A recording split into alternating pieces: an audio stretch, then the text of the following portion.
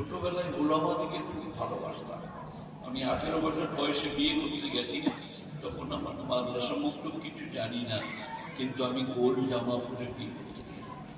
ওলামাদিকে এত ভালোবাসতাম।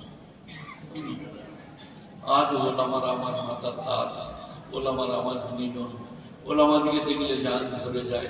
তাই মাদ্রাসাকে মনে রাখবেন, তালবিলিম দিকে ভালোবাসবেন, ওলামা দিকে ভালোবাসবেন, যারা তাদের সারা জীবনকে কোরবানি করে মাদ্রাসায় পড়াচ্ছেন, মাদ্রাসায় বক্তব্য রাখছেন, ফিকহ উসুল পড়াচ্ছেন,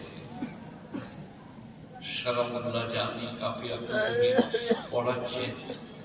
কি তাদের কুরবানি! দুনিয়ার লাভ নিরাশা করলেন।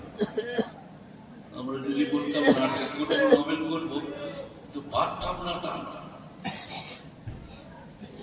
কিন্তু আল্লাহ বলছে, এই সন্তুষ্ট থাকো, আমি তোমার উপরে সন্তুষ্ট, তোমার কৃপা করবো, তুমি আমার উপরে সন্তুষ্ট থাকো।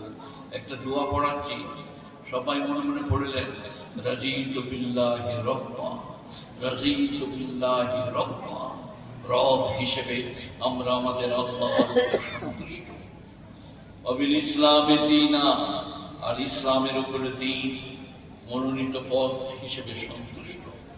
অবিল ইসলামে দীনা, অবে মুহাম্মাদিন নবিয়্যাম ওয়া রাসূলা, আর মুহাম্মদ সাল্লাল্লাহু আলাইহি ওয়াসাল্লামের উপরে নবী ও রাসূল হিসেবে সন্তুষ্ট। যেমন রাখবেন, যেমন থাকবেন, যেমন রাখাবেন, আমরা তাতেই সন্তুষ্ট। এটা হচ্ছে দ্বীনে ইসলাম।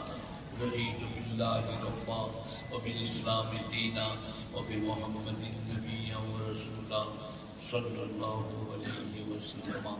গুরুজনেরা, জ্ঞানীজনেরা, নেই নিষ্ঠমানেরা, আমি এই বুড়ো বয়সে বলে যাচ্ছি, 5 ওয়াক্ত নামাজ পড়ুন, 30টা রমজানের রোজা রাখুন, হজ খরচ হলে হজ করুন, যাকাত খরচ হলে যাকাত দেন, আমার সাথে দোয়া করুন।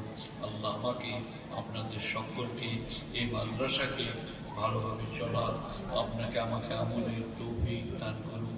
আসসালামু আলাইকুম ওয়া রাহমাতুল্লাহি ওয়া বারাকাতুহু। আল্লাহু আকবার। হিসাব শোনাবেন এখন না দোয়ার পরে শোনাবেন?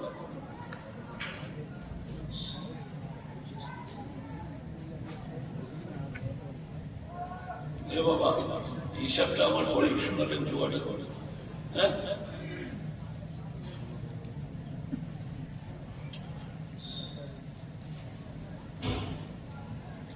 হিসাবটা শোনাতে গেলে অতক্ষণ আমি বলে থাকতে পারবো না, আর কি করবেন। শোনা খুব ভালো। বাবা, হিসাবটা শুনেলেন।